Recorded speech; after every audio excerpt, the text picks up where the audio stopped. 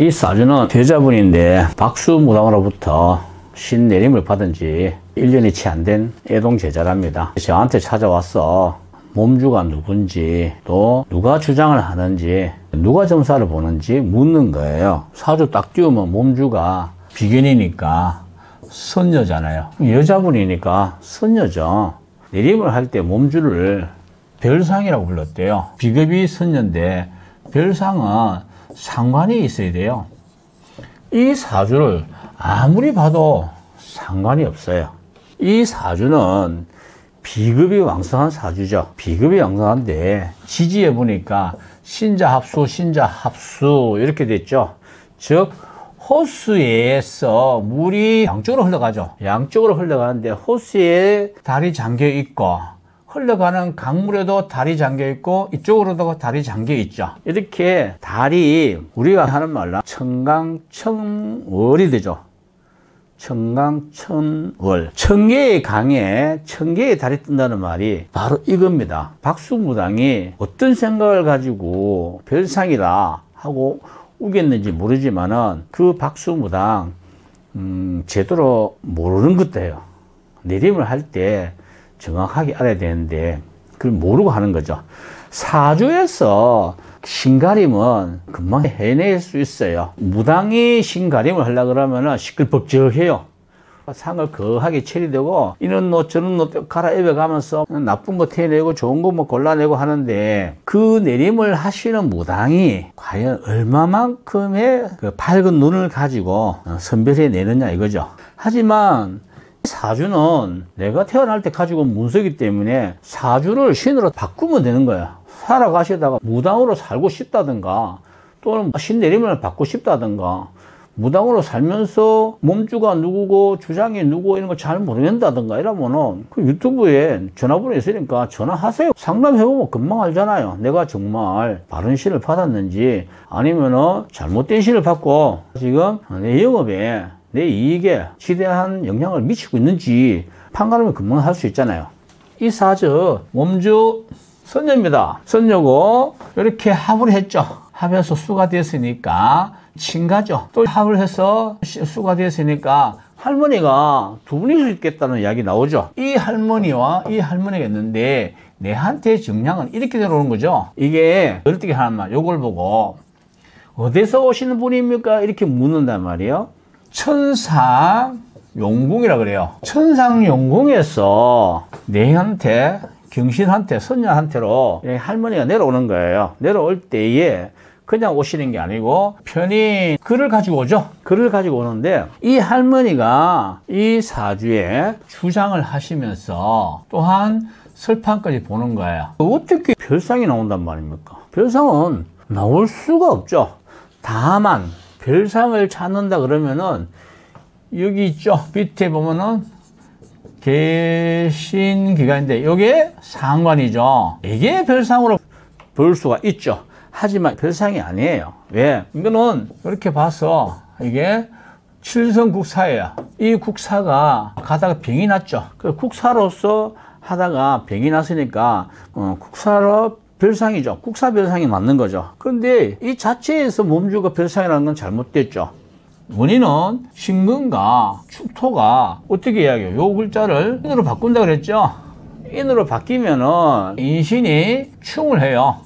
이 별상을 못 쓰는 거예요. 이때는 별상을 쓰지 못하고 별상이라 하면 안 됩니다. 그래서 몸주는 분명 미륵이죠. 미륵 또는 불사라고도 하고 대사라도 그래요.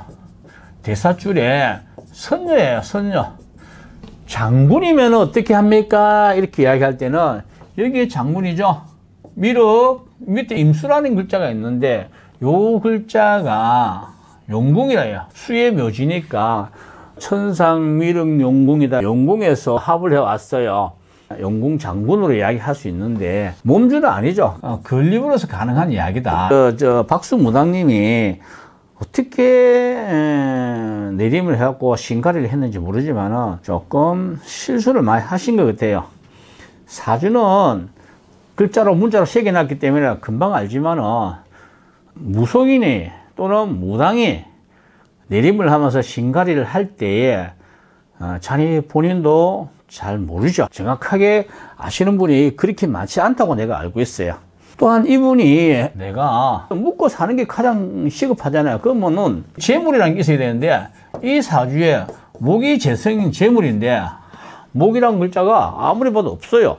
그럴 때 어떻게 하느냐 하면은 이 글자를 인으로 바꿔야죠. 바꾸게 되면은 이 글자 위에 이 재물이 들어오는데 이게 인신충을 한다는 말은 지금 현재 이 집에 뭔가 잘못되어 있다는 이야기죠.